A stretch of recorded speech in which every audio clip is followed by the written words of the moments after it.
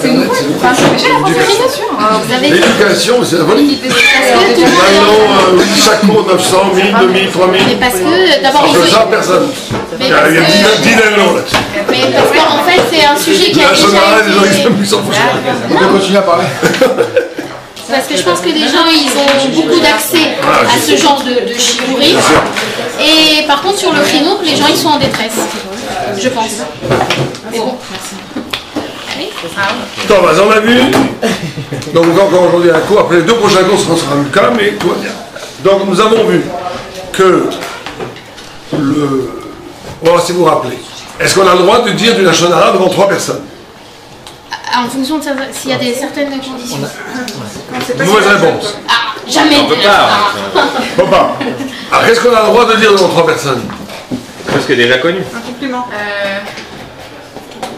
Complément, il lâche pas quelque chose qui pourrait... Ah, du Lachon Hara conscient. Ça veut dire quelque chose qui est un doute si c'est de la Lachon Hara. Tout ce qui est douteux si c'est de la Lachon Hara ou pas, ça peut être interprété comme du Lachon Hara, ça peut être interprété comme pas du Lachon Hara. Vous n'avez pas le droit de dire si c'est une personne seule, mais vous avez le droit de dire devant 3 personnes. D'accord? Par exemple, il n'est pas très internet celui-là. Ça peut être super. Il n'est pas internet, c'est un tzaddik, c'est un chassid. Ça peut être, il est un peu bête. Alors c'est ambigu. Il ne sait pas manipuler le. Donc tu peux. Pourquoi? Parce que quand c'est devant 3 personnes, on considère que la chose va s'ébruiter. Et donc si tu étais mal intentionné, tu ne l'aurais pas dit.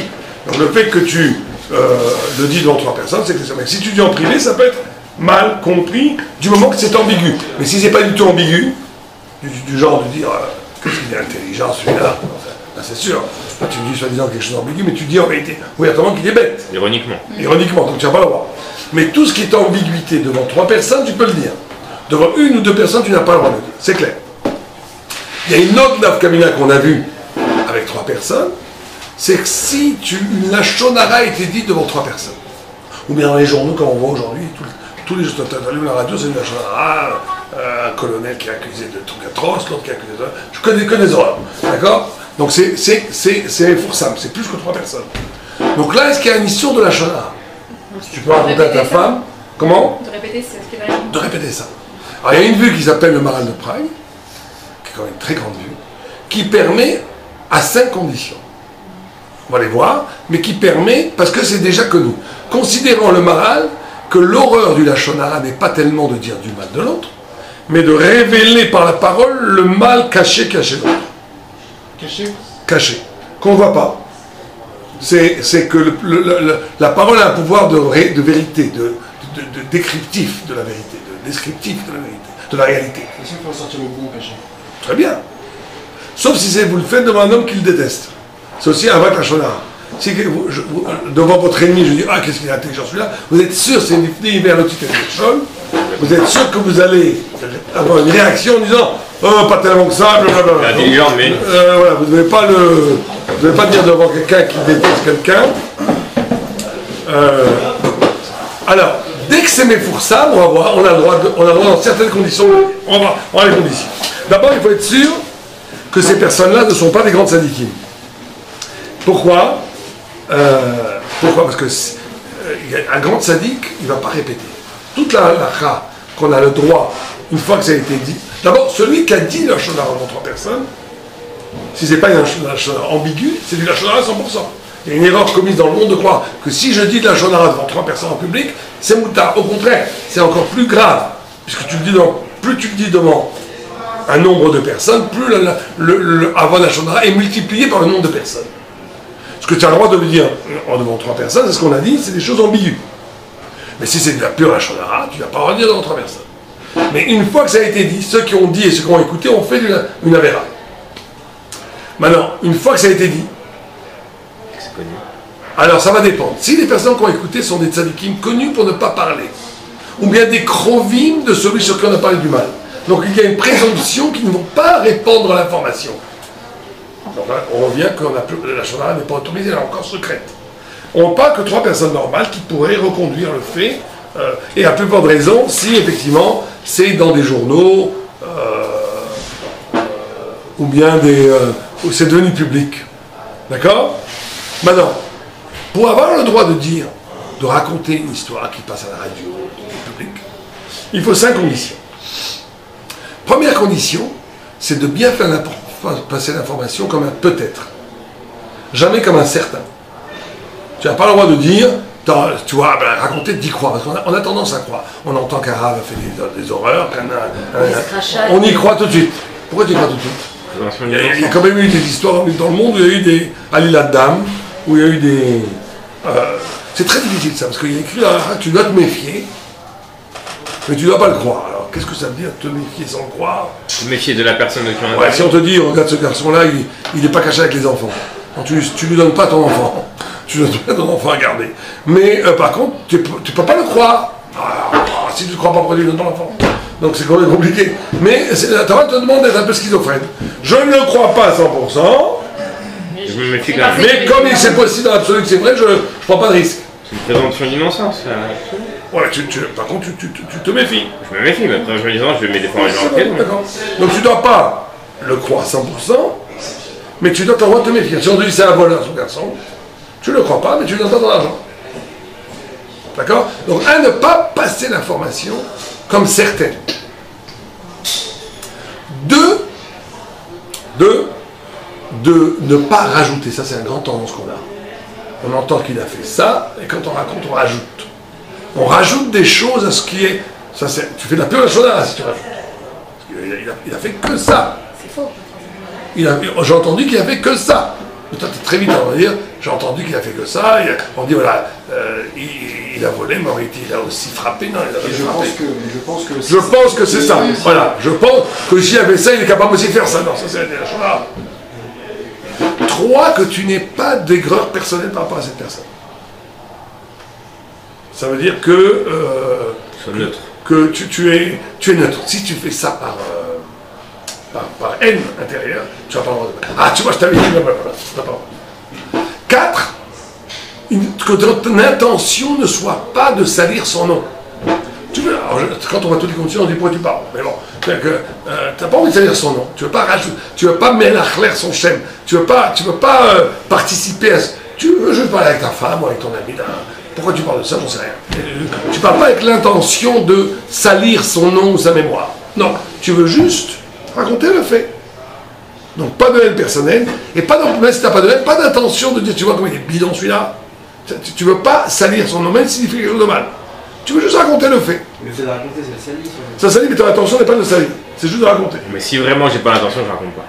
Non, si j'ai pas l'intention. Tu vois que non, parce qu'elle a la réalité comme ça. Il y a des gens qui racontent pas et qui non, tu peux raconter à ta femme en discussion. Tu connais ce qu'elle raconte, c'est très bien, on entend une histoire incroyable. J'aurais jamais cru qu'une chose pareille se passait. En première entière des congés, tu vois, il fait attention de tout. Tu peux parler. Tu peux parler avec sa femme, il peut parler avec ses amis. C'est vrai que c'est pas forcément... Pour dire de se méfier. Il vaut mieux se taire. Il vaut mieux se taire dans la vie, c'est sûr. Mais au moins, on essaie de savoir quand est-ce que tu fais la chauda. Oui, mais avec sa femme, il vaut mieux parler. Tu trouves tous les sujets de discussion. Oui, il faut bien parler avec ta femme, c'est une mitzvah. Il faut l'écouter. Le cœur du mariage est très simple. Le Rambam, il vous dit ça de façon géniale. Il y a 3 choses que l'homme doit faire, 3 choses que la femme doit faire. L'homme doit respecter sa femme plus que son corps. S'il y a une chaise, il doit lui donner. La galanterie, c'est nous de l'avoir inventé, pas les goyes. Il y a une chaise, tu es obligé de lui donner. Il y a un lit, tu dois la manger, tu es obligé de la respecter plus que ton goût. C'est-à-dire que tout ce qui est goût, tu lui donnes plus. 2, tu dois la respecter comme une princesse. Comme si c'était la donnée. 3, il faut jamais abuser de ton pouvoir. Parce qu'un homme a un pouvoir sur une femme. Elle doit l'écouter, mise à chaque chéra, chômage, pareil. Ne jamais abuser de ce pouvoir. Ça fait que la femme, l'homme fait sa mitzvah. La femme, elle doit écouter son mari comme un roi. C'est dur ça, hein? C'est-à-dire qu'on doit écouter que même si j'ai mes opinions, je pense, à la fin la décision, c'est le mari. Quand je dis ça à ma femme, elle me dit ça, c'était à l'époque du temps. Non. Oui, parce qu'en fait, ça marche pas. J'ai vu que c'est réformé. On est en train d'émettre sur le sol Il faut faire une newsletter à toutes nos femmes, vous envoyez sur le mec. Mais non, mais ça marche pas parce que vous devez aussi donner la même chose qu'il a dit au début à la femme. Non, mais c'est vrai que les hommes j'ai pas abusé de mon pouvoir, mais j'ai le droit d'avoir un pouvoir. Oui, bien sûr, il faut bien pouvoir. Misé Sekshera, Ashomera et Bala. Bah, ça devrait être On a droit, on a droit, c'est des champs. Et après, il y a quand même Ishmael et Kol Sarah. Donc, essayez. Ah, mais là, c'est Hachem qui est interdit. Discutable. Vers le haut et après. Donc ça, la femme doit... Le principe, c'est qu'on peut discuter avec son mari, on peut ne pas être d'accord, mais à la fin, c'est une décision de se marier. Ça, c'est grave. Si on ne fait pas ça, c'est une catastrophe. Et elle doit lui donner du kavod. Un homme a besoin, plus qu'une femme, d'être respecté. Alors c'est pas lui qu'il faut laisser le fauteuil et tout Non, ça. ça c'est pas un kavod physique, kavod kégoufo. C'est lui donner une valeur. Une femme, un homme a besoin d'être admis. Il y a tellement de couples, malheureusement, où la femme descend de mari. Une horreur. Et ma fille a été invitée à un Shabbat, elle m'a parlé, elle m'a dit comment tu peux. Alors, il n'y a pas de moyen de savoir qui c'est. Elle a dit, Bema, il y a des rotos. Bema, il y a la rotos. Tu arrives sur son mari. Oh, ma fille, elle a très bien répondu. Elle lui a dit, si tu lui donnes du kavod, il va faire les choses bien. C'est parce que tu ne donnes pas de kavod que mari se sent nul, qu'il fait des choses pas bien. Valoriser. Il faut valoriser ce partenaire. C'est très important. Si tu valorises pas, tu détruis. C'est la femme qui fait son homme. Exactement. Et une chose, aussi un principe absolu, c'est de jamais, ça c'est pour les deux, ne jamais se disputer ou se mépriser devant les enfants. Ça, si vous voulez détruire les enfants, vous voulez que vos enfants sortent les coups-le-calme, après vous n'allez pas me raconter du baratin. Combien de fois j'ai vu des enfants qui sont sortis tordus parce que la femme devant l'enfant ou la mari devant l'enfant ne respecte pas le pouvoir. Ça, c'est la destruction absolue du jour. Ça, après tout le reste, baratouche. C'est-à-dire que quand vous avez une tenue, une colonne vertébrale, ou jamais devant les enfants, on dit une parole négative, on dit devant leur, jamais devant les enfants. Et alors ça, on est sûr que même si les enfants ils sentent qu'il y a une tension, ils sentent que vous avez fait l'effort de ne pas montrer cette tension. Donc le respect est là. Alors que si on se craque devant les enfants, oui. Après, vous pourrez toujours dire, des cris devant les enfants, blablabla, tout ça c'est du blablabla. L'enfant, à voir qu'il n'y a pas de respect entre les parents, ça lui donne une efkéroute totale. Une efkéroute. Il n'y a plus de repères. Ça fait exploser tous les repères. Donc il y a des choses comme ça, fondamentales qu'il faut absolument... C'est les lignes rouges. C'est les lignes rouges qui font que... Mais s'il y a une vie comme ça, où le mari respecte sa femme plus que lui-même, il n'est pas égoïste. Il donne tout à sa femme en vérité en premier. Et que la femme respecte son mari comme un roi. Alors là, on est dans le Shalom Bayit. Et là, on a vraiment un pilier pour l'éducation des enfants. Ça marche comme ça. C'est des choses très simples, mais qui depuis des millénaires sont respectées que par une poignée de gens qui réussissent à faire... Alors il y a des fois des miracles. Il y a des fois des miracles, des enfants qui viennent de familles complètement de mécoulcans, qui sortent des sadiques incroyables.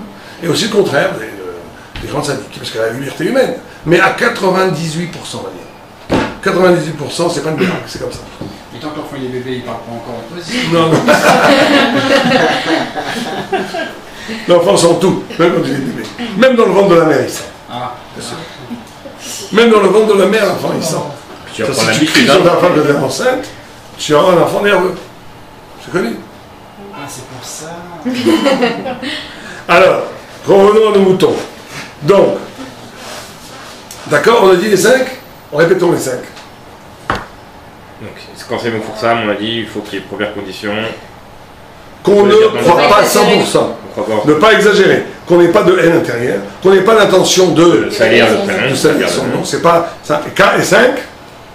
Que ça ne lui porte pas de préjudice. Ça peut des fois porter un préjudice. Alors c'est un choix rapide. Même si c'est Mefoursam. Imaginons que la chose est Mefoursam, mais elle n'a pas d'importance seulement aux yeux du patron. Et si toi tu commences à en parler toi, il va dire voilà, bon, on va le vider. Il y a une incidence financière la plupart du temps, ou pas forcément financière, il y a une incidence de Nézek, ça s'appelle Nézek, sur la là, parce qu'il y a la Shonara quand il y a un Nézek, même s'il n'y a pas de la Shonara. Le Nézek en soi, la parole qui est une. Par exemple, quand vous entendez un cours de Torah d'arabe et que vous ne l'aimez pas, vous n'avez pas le droit de dire qu'il est mauvais, parce que vous mettez en danger la parnassa au dehors du fait que du rab. Ça, c'est de la Shonara pure. On a le droit de dire il est très bon. Non, on peut dire Si vous le qu'on dites, n'aime pas. si On peut vous le dire que pensez. c'est pas notre style, mais qu'il y a plein de gens qui aiment. Oui, pas notre style, je pense qu'aujourd'hui tout le monde comprend que c'est pas notre style que t'aimes pas. Moi, j'aime pas, ça veut pas dire qu'il est pas bon. On va t'accrocher. Tu peux dire j'ai pas compris. Je c'est des choses, c'est pas les choses aujourd'hui qui m'intéressent, ce genre de choses. Tu peux peut-être. D'accord. Mais dès que c'est magique, c'est Non, mais mauvais. Bien sûr. Ouais, là, j'ai pas pris.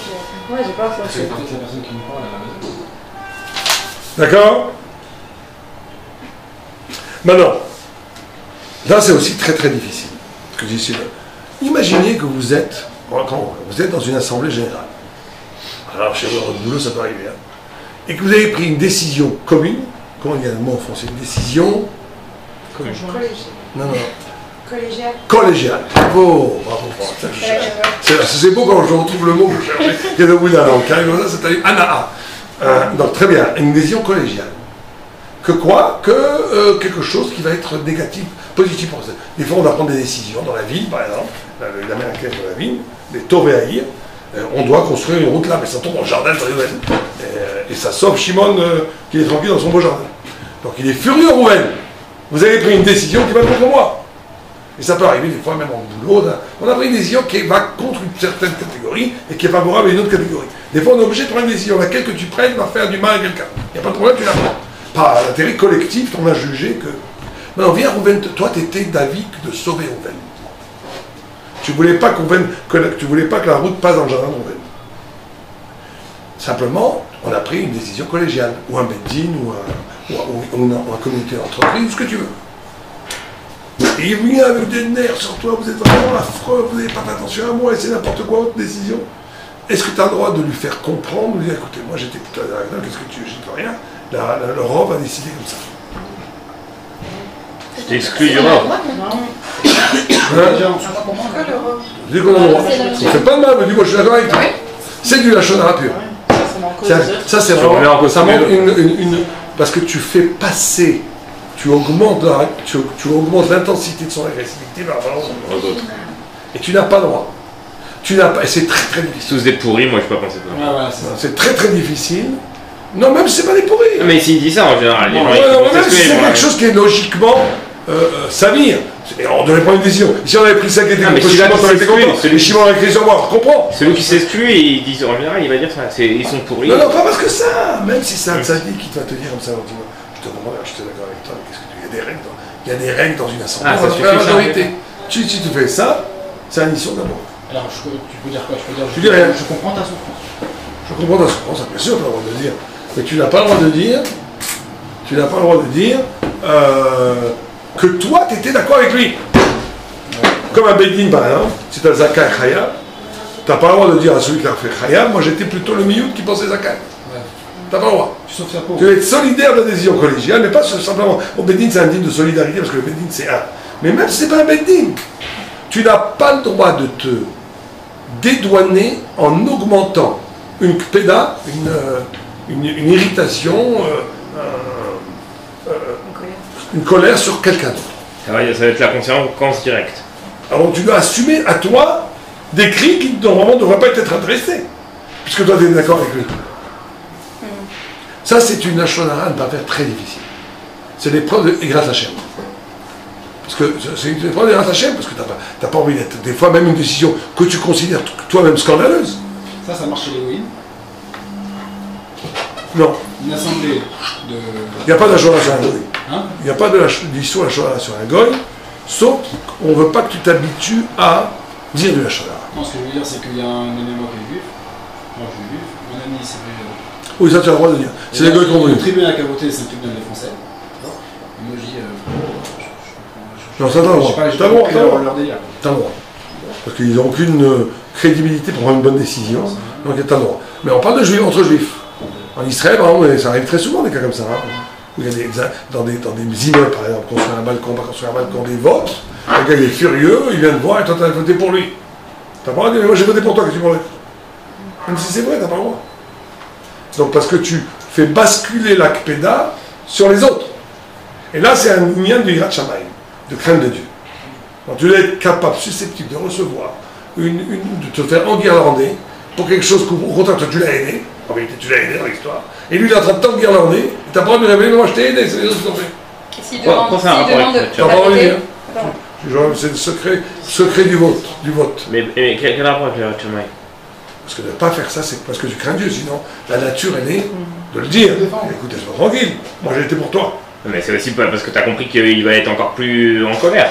Ouais, mais non, tout simplement, t'as pas le droit de basculer, t'as pas le droit de te déresponsabiliser, t'as pas le droit de sauver ta peau sur le dos de quelqu'un d'autre. C'est un grand principe. T'as jamais le droit de sauver ta peau. C'est là où on voit la bassesse ou la grandeur d'un homme. C'est dans ces cas-là où tu vois la bassesse ou la grandeur d'un homme. Quand il est prêt à vendre des principes, vendre sa dignité humaine pour quelque chose, un intérêt immédiat. Quelqu'un qui reste solide dans ses principes, même s'il y perd, c'est ça la grandeur. C'est là où se joue la grandeur de la vitesse, dans ces cas-là. Et c'est très dur, très très dur. Mais même pour rassurer la personne qui a mal, quoi. Non, tu peux lui écouter, c'est pas grave, vous avez bien prendre une décision, c'est pas si grave, tu peux le. Non, mais lui, il croit que tout le monde te déteste dans l'immeuble. Non, tu dis personne te déteste, on te déteste, on t'aime, on t'adore. Simplement, on a pris ton pognon, c'est tout. C'est pas grave. Tu lui dis ça, c'est bien sûr qu'il accepte, hein. D'accord? Très bien. Ça, on l'a vu, on a vu ça aussi. On a dit que c'était la vie du Maharal, mais il y a quelqu'un qui est contre. Oui, on va voir. Oui, le professeur, il est contre. Il est contre le psaque du Maharal. Il dit que il n'y a pas de Macron dans le Talmud.